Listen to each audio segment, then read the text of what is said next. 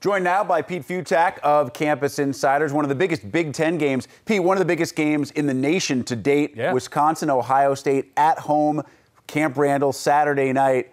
The Buckeyes are big-time favorites, but what do you think it means for the nation, for the college football playoff, for all the bigger picture if Wisconsin were able to pull off the upset? It puts Wisconsin in the picture of things. It might not matter too much for Ohio State because they still can win the East. It's a game against the West, obviously, against the Badgers. So if Ohio State wins out, obviously they win the East. They go to the Big Ten championship game. They can avenge this loss. And at 12-1, they get in the college football playoff. But now you're going to look at this race and say, hey, if Wisconsin wins this with LSU, I know Michigan State's not a big win now, but with a win over Michigan State, and you look at that body of work, losing at Michigan as close as it did, they run the table from there. All of a sudden, the Badgers are in the mix of the college football playoff. And just when you think teams are shoo-ins like Houston, other teams I never like thought that, but that was the they lose and spots open up. It happens each and every year. Meanwhile, on the other end of the spectrum, Illinois has dropped 4 in a row after that first win under Lovie Smith. Rutgers gets beaten 78-0 against Michigan. Now they square off this weekend. It's almost an impossible question to answer.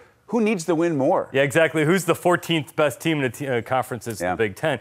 The thing about this, though, is that look at Rutgers and who they've played. Washington, Michigan, Ohio State. You can make the case that they've played 3 teams that might end up in the college football playoff. Couldn't do anything against them. Yeah, they rocked against Howard. So now we get to find out if Rutgers is actually any good or not. They're playing a team their own size. And for Illinois, look, you can't lose to Purdue. You can't lose to Purdue at home. This is a game that Illinois has to win. Rutgers, everyone knows it's a rebuilding program, but this Illinois team, coming off a not that awful year last year, they were supposed to be a lot better just because Lovie Smith was supposed to be coming and be a wins above replacement, coach him up kind of guy. It's just not happening for Illinois quite yet. You don't want to lose that for Illinois. Be interesting to see what happens at the quarterback position after Chase Crouch had such a good outing in that loss.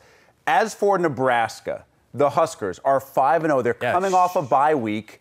They're really beaten up heading into this game against Indiana, but they're top 10, Pete, for the first time in 5 years, and it seems like no one is talking about Nebraska. And no one is talking about Nebraska because what you said, one, they're beaten up, 2, that win over Oregon just does not seem like all that big a deal at this point. But, hey, 5-0 is 5-0 is 5-0. And remember, last year's Nebraska team seemed to find creative ways to lose every single game in a weird way possible. This year, they're finding ways to win those games.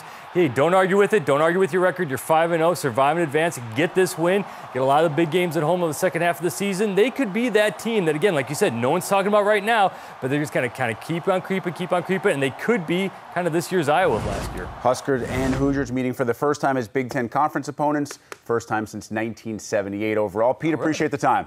Okay, anytime.